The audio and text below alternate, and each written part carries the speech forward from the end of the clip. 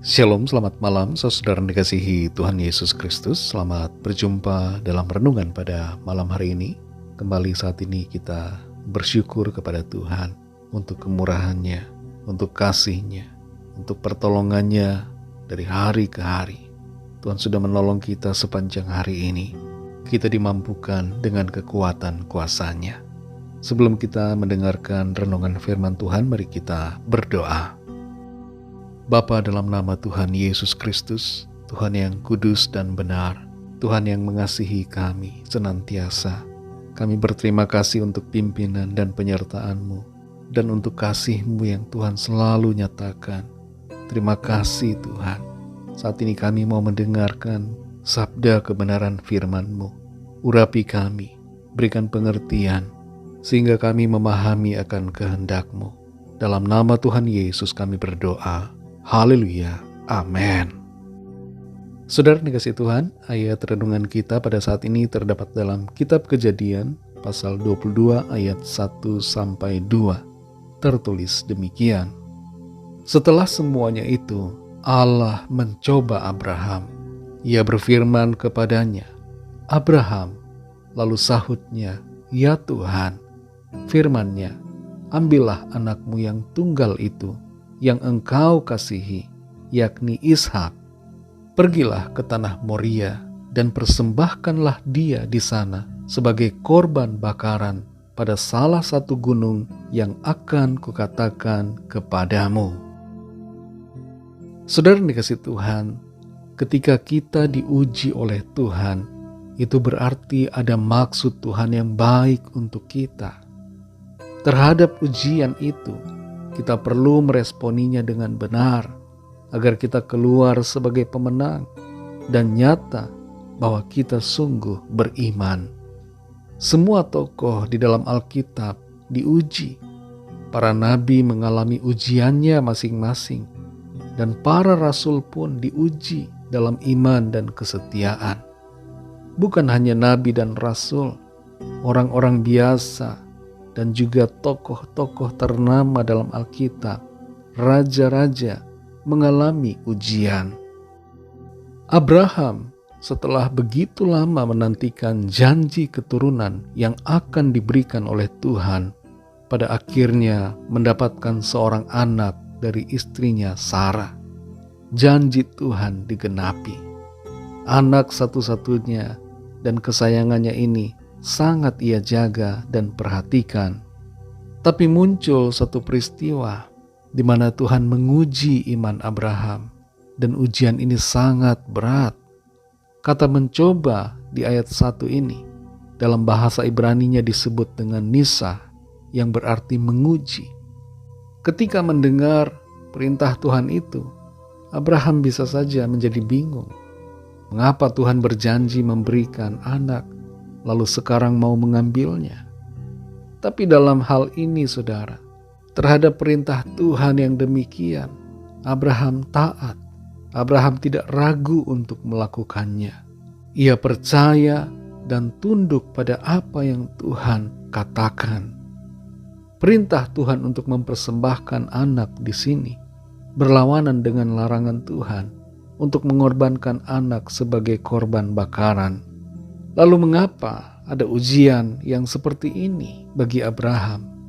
Tidak lain bahwa ini benar-benar hanya untuk membuktikan sejauh mana iman dan kasih Abraham kepada Tuhan.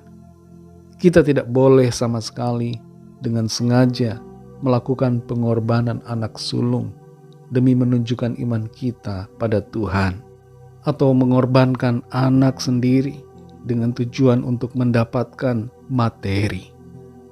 Saudara dikasihi Tuhan, ada 3 hal yang menjadi rema dari pasal 22 ini buat kita semua.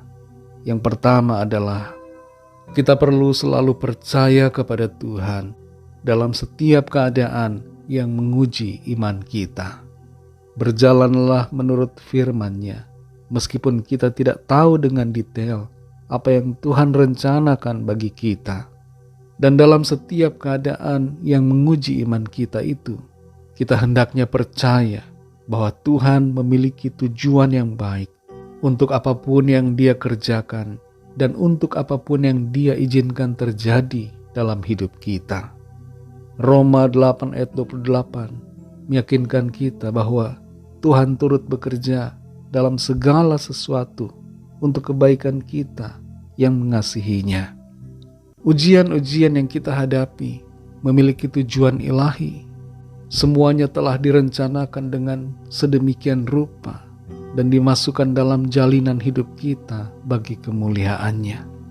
Karena itu saudara, dengan rendah hati, hendaknya kita tunduk dan taat dalam ujian apapun yang Tuhan berikan kepada kita. Yang kedua, saudara, iman kita haruslah iman yang menjadikan Tuhan sepenuhnya sebagai Tuhan atas hidup kita. Tuhan harus dijadikan pribadi di atas segala-galanya yang kita utamakan dan taati. Jika Tuhan meminta kita untuk menyerahkan sesuatu yang sangat berharga bagi kita demi Dia, maukah kita tunduk dan taat kepadanya? Dalam konteks kita sekarang ini, apa yang Tuhan inginkan adalah hidup kita. Tuhan mau kita mempersembahkan hidup kita ini sebagai persembahan yang hidup, yang kudus dan yang berkenan kepada Tuhan. Jangan lagi kita hidup menurut keinginan kita sendiri, tapi mari kita hidup menurut keinginan Tuhan.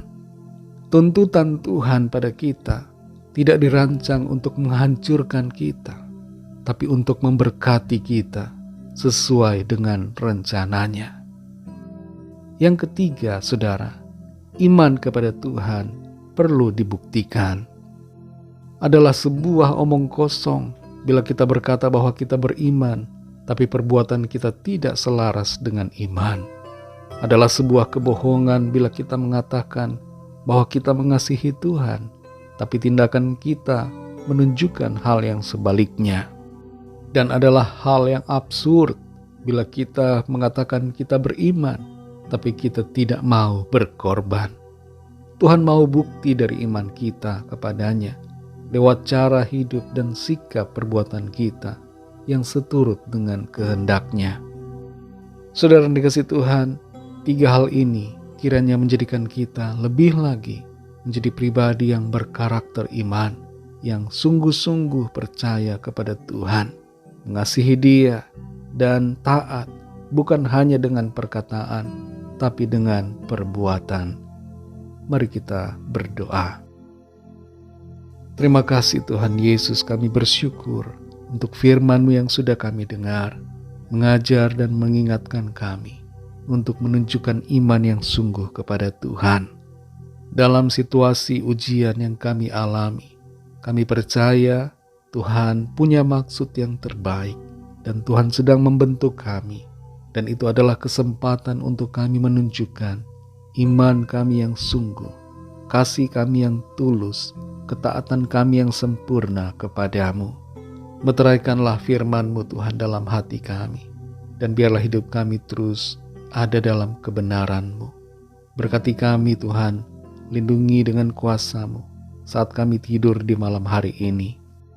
Kami bawa kepadamu setiap pergumulan dan permohonan doa kami masing-masing, agar Tuhan menjamah dan melawat kami, menyatakan kuasa pertolongan-Mu bagi kami. Ampunilah kami akan dosa kesalahan kami, seperti kami juga mengampuni orang yang bersalah kepada kami. Segala puji hormat kemuliaan bagi nama-Mu, dalam nama-Mu yang kudus, nama Tuhan Yesus Kristus, kami sudah berdoa dan mengucap syukur. Haleluya. Terimalah berkat Tuhan. Tuhan memberkati engkau dan melindungi engkau. Tuhan menyinari engkau dengan wajah-Nya dan memberikan kasih karunia. Tuhan menghadapkan wajah-Nya kepadamu dan memberikan damai sejahtera. Berkat anugerah dari Bapa Sorgawi, cinta kasih karunia dari Tuhan Yesus Kristus, dalam persekutuan dan penghiburan Roh Kudus, menyertai kita semua sekarang ini dan sampai selama-lamanya. Dalam berkat nama Tuhan Yesus Kristus. Haleluya. Amin. Puji Tuhan, saudara yang dikasihi Tuhan, saya percaya firman Tuhan menjadi berkat dan kekuatan buat saudara semua. Dan Roh Kudus akan menolong saudara untuk lebih lagi memahami kebenaran firman Tuhan. Tuhan Yesus memberkati saudara semua. Sampai jumpa dalam renungan yang berikutnya. Haleluya!